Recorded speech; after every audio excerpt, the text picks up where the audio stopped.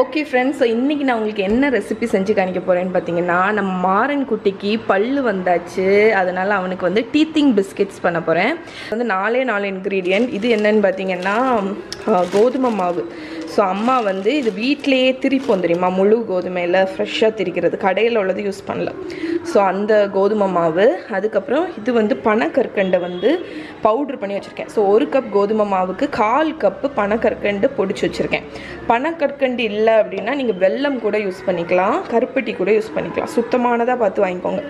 அதுக்கப்புறம் நெய் வந்து உங்களுக்கு ஒரு 1/4 கப் நெய் தேவை. அதுக்கப்புறம் வந்து சுக்கு பொடி, ஃப்ளேவருக்கு வந்து பட்டை பொடி யூஸ் பண்ணலாம், ஏலக்காய் பொடி யூஸ் பண்ணலாம், சுக்கு பொடி யூஸ் பண்ணலாம். சுக்கு வந்து டைஜஷனுக்கு ரொம்ப நல்லது. ஸோ அஞ்சனா வந்து பட்டை எல்லாம் இன்னும் இன்ட்ரோடியூஸ் பண்ணலன்னு நினைக்கிறேன் அவனுக்கு. அதனால நான் வந்து சுக்கு பொடி இந்த வாட்டி யூஸ் பண்ணுறேன். ஓகே, 1/4 டீஸ்பூன் அவ்வளோதான். ஸோ 1 கப் கோதுமை மாவு, 1/4 கப் நெய், 1/4 கப்லேருந்து 1/2 கப் வரைக்கும் நீங்கள் இந்த சுகர் பனக்கற்கண்டு வந்து கொஞ்சம் 1/2 கப் வரைக்கும் கூட யூஸ் பண்ணிக்கலாம். ஸோ குட்டீஸ் வந்து கொஞ்சம் இனிப்பாக, பனக்கற்கண்டு ரொம்ப நல்லது தான். ஸோ நான் 1/2 கப் பனக்கற்கண்டு யூஸ் பண்ணுறேன். அதுக்கப்புறம் ஒரு 1/4 டீஸ்பூன் சுக்கு பொடி. ஓகே, ஸோ இது வந்து நீங்கள் வந்து பேபிஸ்க்கு தான் பண்ணணும்னு கிடையாது. நீங்கள் வந்து உங்கள் வீட்டில் கிட்ஸ் இருக்காங்க அப்படின்னா கூட நீங்கள் இந்த பிஸ்கெட்ஸ் செஞ்சு கொடுக்கலாம், ரொம்ப நல்லது உடம்பு. ஸோ ஃபஸ்ட்டு வந்து 1/4 கப் நெய் ஆட் பண்ணியாச்சு. அதுக்கப்புறம் 1/2 கப்பு பனக்கற்கண்டு பவுடர். ஓகே, அதுக்கப்புறம் ஒரு 1/4 டீஸ்பூன் சுக்கு பொடி. அதிகமாக போடாதீங்க, ஏன்னா ரொம்ப பிறகு ஸ்பைசி ஆகிடக்கூடாது, பிறகு குட்டீஸ் வந்து சாப்பிட மாட்டாங்க, அதுவும் பேபிஸு. ஸோ இதை நல்லா க்ரீம் பண்ணிடுங்க.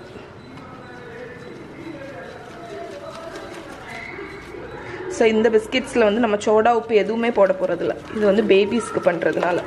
அதுக்கப்புறம் வந்து நீங்கள் வந்து மில்லட் பவுடர், நான் கோதுமை மாவு யூஸ் பண்ணுறேன்ல, நீங்கள் வந்து மில்லட் பவுடர் கூட யூஸ் பண்ணிக்கலாம், வரகு அந்த மாதிரி. ஸோ இப்போ வந்து நம்ம 1 கப்பு கோதுமை மாவு,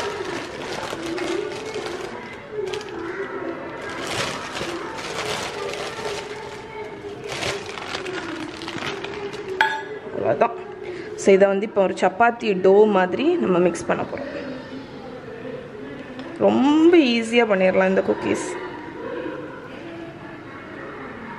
உங்களுக்கு இதுக்கு வந்து தேவை அப்படின்னு நினச்சிங்கன்னா நீங்கள் வந்து யூஸ்வலாக பால் இல்லைன்னா தண்ணி ஊற்றி சப்பாத்தி மாவு மாதிரி பண்ணலாம். பட் இதை கொஞ்ச நாள் வச்சுருக்கணும்ல, நம்ம குட்டீஸ் வந்து ரொம்ப பேபிஸ் வந்து அதுவும் ரொம்ப நிறைய சாப்பிட மாட்டாங்க.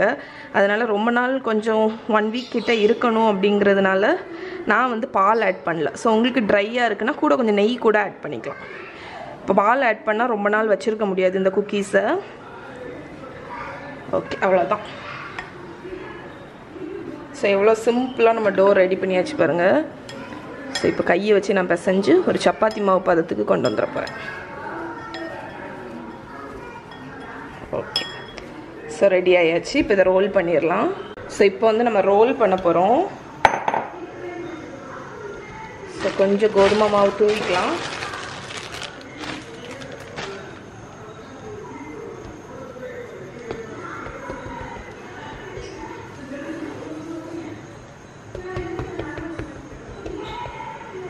ஸோ நான் ஆக்சுவலி இந்த ஷீட்டில் ரோல் பண்ணுறேன் தெரியுமா, இந்த ஷீட்டை அப்படியே தூக்கி இந்த ட்ரேயில் வச்சு பேக் பண்ணிடுவேன். அதனால் நீங்கள் வந்து ஒரு பார்ச்மெண்ட் பேப்பர், உங்கள்கிட்ட இந்த மாதிரி ஷீட் இல்லை அப்படின்னா ஒரு பார்ச்மெண்ட் பேப்பரில் அப்படியே ரோல் பண்ணி கட் பண்ணி நம்ம பேக் பண்ணிடலாம். ஏன்னா இது நம்ம வந்து ரொம்ப, இது வந்து கொஞ்சம் சாஃப்டான டோனால நம்ம யூஸ்வலாக வந்து குக்கீஸ் எல்லாம் நம்ம ரவுண்டாக வச்சோன்னா அதை எடுத்து வச்சுக்கலாம். இது வந்து நம்ம நீளமாக கட் பண்ண போகிறோம், அதனால் நம்ம எடுத்து வைக்க முடியாது. அதனால தான் நான் வந்து இதிலேயே ரோல் பண்ணி இதிலேயே வச்சிட போகிறோம். ஓகே, ஸோ நான் ஒரு ஸ்கொயர் ஷேப்பில் ரோல் பண்ண போகிறேன்.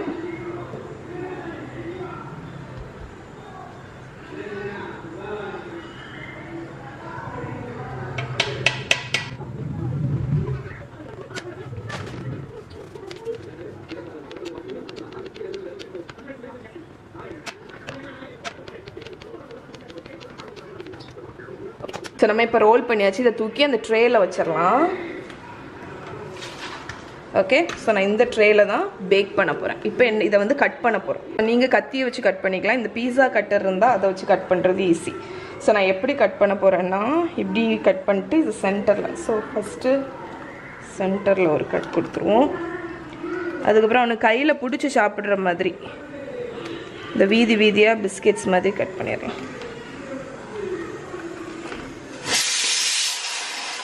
ஸோ அப்போ தான் வந்து இந்த ஒரு பிஸ்கெட்டை அவன் கையில் பிடிச்சி வாயில் வச்சு சாப்பிட்ற மாதிரி. ஓகே,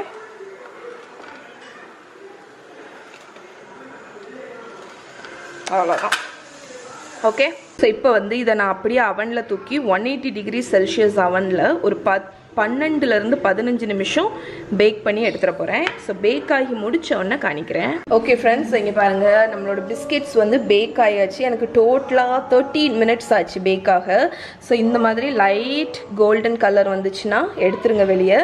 வெளியே எடுத்தோன்னா உங்களுக்கு தொட்டு பார்த்தீங்கன்னா சாஃப்டாக இருக்கும். ஸோ அதை கம்ப்ளீட்டாக கூல் ஆகணும். கூல் ஆக ஆக ஆக குக்கீஸை பொறுத்த வரைக்கும் எப்படின்னா நல்ல கூலாக ஹார்ட் ஆகும். அதனால கூல் ஆனதுக்கப்புறம் தான் நம்ம இதை பிரிக்க போகிறோம். ஓகே, ஸோ இது கம்ப்ளீட்டாக கூல் ஆகட்டும். கூல் ஆனதுக்கப்புறம் காணிக்கிறேன். ஓகே, ஸோ நம்ம பிஸ்கெட்ஸ் எல்லாமே கம்ப்ளீட்டாக கூல் ஆகிடுச்சு. ஸோ இங்கே பாருங்கள் எவ்வளோ சாஃப்டாக இருக்குன்னு பாருங்கள். ரொம்ப சாஃப்டாக இருக்கும், பட்டரியாக இருக்கும். டேஸ்ட்டும் சூப்பராக இருக்குது. ஓகே, இப்போ நான் இது எல்லாத்தையும் எடுத்து வச்சிடுறேன். நீங்கள் கண்டிப்பாக உங்கள் குட்டீஸ்க்கு இதை ட்ரை பண்ணி பாருங்கள்.